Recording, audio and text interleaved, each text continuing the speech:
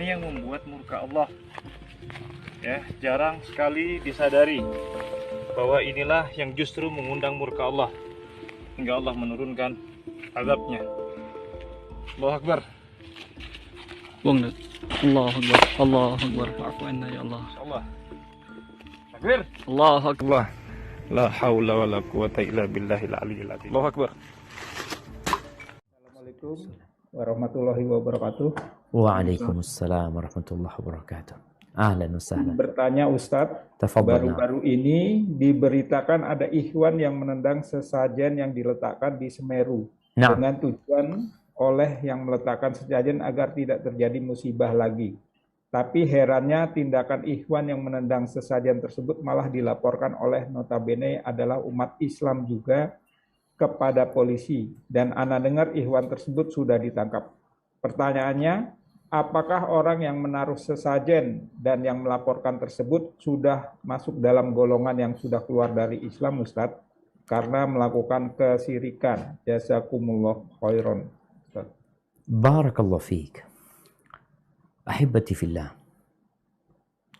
Kita perlu belajar agama ini dan belajar tentang bagaimana menyampaikan agama ini. Bicara memberikan sesajian kepada selain Allah Azza wa Jalla adalah salah satu bentuk kesyirikan. Bagaimana dia menyembah Allah dan menyembah selain Allah. Kalau tadi perlu ditanyakan, sesajen itu buat siapa sih? Apakah pembuatan sesajen itu untuk Allah? Coba tanyakan. Kalau untuk Allah, di ayat mana Allah minta kita buat seperti itu? Sehingga kita beribadah mengikuti apa yang diajarkan Nabi SAW.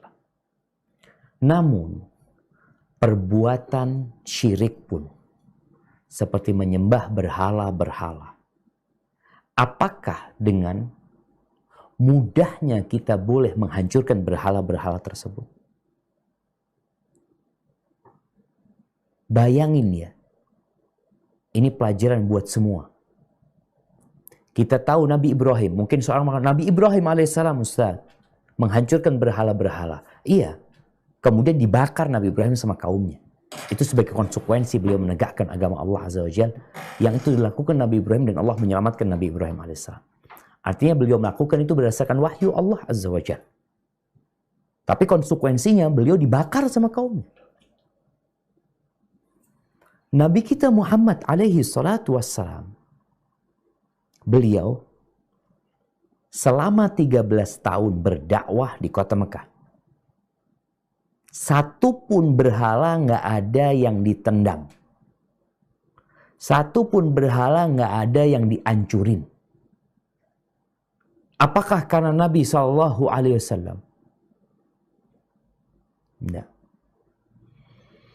Ana sampai takut mengucapkan hal ini. Nabi SAW membiarkan, tapi karena memang ingkar mungkarnya dengan cara yang lain. Rasulullah SAW mengatakan, Man ra'a minkum mungkaran falyughayyirhu biyadi. Barang siapa yang melihat kemungkaran, hendaklah merubah dengan tangannya. Fa in lam yastati fa bilisan. Kalau nggak mampu, maka dengan lisannya. Nabi nggak mampu merubah selama 13 tahun. Satu pun nggak ada patung yang dihancurin. Umar bin Khattab radhiyallahu taala anhu, seorang yang begitu tegasnya, juga nggak ngancurin patung-patung yang ada di Ka'bah. Mereka tawaf, mereka sholat menghadap ke patung-patung. Di sini kita perlu belajar tentang bagaimana cara mengingkari kemungkaran. Walaupun itu sebuah kesyirikan yang nyata. Seperti patung-patung dan berhala itu. Abu Bakar Siddiq, seorang yang cinta dengan kebenaran, juga tidak ikut menghancurkan sama sekali. 13 tahun, bayangin. Gimana Nabi SAW? Sabar. Terus, apakah itu namanya membiarkan kemungkaran? Tidak. Kan syarat mengingkari kemungkaran dengan tangan itu kalau mampu.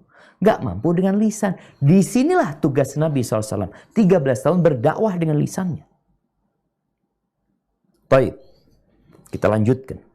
Setelah Nabi SAW hijrah ke kota Madinah, Nabi SAW sempat balik ke Mekah pada tahun ke-6. Tahun ke-6 itu beliau mau umroh, tapi nggak bisa umroh. Dihalangi. Kenapa? Karena kota Mekah di bawah kekuasaan orang-orang musyriki. Umat Islam nggak bisa masuk.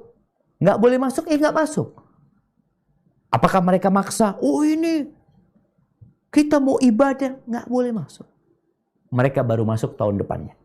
Tahun ke-7, Rasulullah SAW yang sudah membangun masyarakat madani. Di situ ada umat Islam dengan kekuatan yang dahsyat yang menyebabkan orang-orang musyrikin sebenarnya udah takut sama umat Islam. Takut mereka sama umat Islam. Buktinya mereka bikin genjatan senjata. Ini menunjukkan bahwa dua kekuatan ini telah seimbang. Mereka menuntut genjatan senjata. Taib, diterima sama Nabi SAW. Tahun ke-7 Nabi SAW masuk ke kota Mekah dalam rangka melaksanakan ibadah umroh. Umroh. Bukan melakukan yang lainnya. Ketika mereka berangkat ke sana, melaksanakan ibadah umroh, 1.400 sahabat kira-kira jemaah. Tawaf, 360 berhala ada di sana. Tidak ada satupun sahabat yang menghancurkan. Ini kemungkaran jelas di depan mereka. Beliau tidak melakukan apa-apa. Kenapa? Karena ini di bawah kekuasaan orang lain. Dan mereka sedang terikat dengan perjanjian. Yang kalau mereka melakukan itu akan terjadi keributan. Loh ini gimana kesyirikan? Iya, kan ada adab etikanya. Bagaimana mengingkari dengan lisan. Mendakwain orang-orang tersebut. Nabi terus mendakwain mereka. Qulu la ilaha illallah. Qulu la ilaha illallah. Beliau terus. Baik. 3 hari Nabi SAW berada di Mekah. Melaksanakan ibadah umrah. Sholat di sana. Menghadap kemana? Tuh. Ke Ka'bah. Yang di situ ada 360 patung. Setelah 3 hari balik. Nggak ada satu patung yang dimasukkan kemana, disembunyikan, nggak ada. Sampai ke kota Madinah setahun kemudian. Orang-orang musyrikin mengkhianati perjanjian. Nabi balik ke kota Mekah. Tapi sebagai penakluk. Karena mereka berkhianat. Saat itu 360 berhala dihancurkan. Dengan tangan Nabi SAW beliau menunjuk dengan tongkatnya. Hancur tuh jamaah. Jadi yang terjadi kemarin, inilah kurangnya hikmah. Mungkin ada orang melakukan sesajen. Apa engkau sudah dakwain mereka? Ajak mereka. Sehingga tidak menjadi sebuah hal yang kontraproduktif. Tetap ini bukan berarti sesajen itu boleh. Enggak. Sebagaimana sampaikan tadi, 360 berhala itu ada di sana. Nabi tidak menghancurkannya. Bukan berarti itu boleh. Enggak. Itu tetap perbuatan mungkar. Tapi kan bagaimana cara kita mengingkarinya? Dan kita tidak boleh terlalu fokus. Oh gimana dengan orang itu? Gimana dengan yang melaporkannya? Udahlah, mereka mungkin juga nggak ngerti. Mungkin juga nggak paham. Ini tugas kita juga mendakwain mereka. Mungkin itu yang dapat jawaban Ana ya. Tapi jelas tadi, kesyirikan tetap kesyirikan. Kemungkaran tetap kemungkaran. Hanya bagaimana cara kita mengingkarinya. Nabi SAW sudah memberikan tahapan-tahapan. Dan beliau juga sudah memberikan contoh yang real. Yang seharusnya kita umat Nabi SAW mengikuti Nabi SAW. Barakallahu fikna.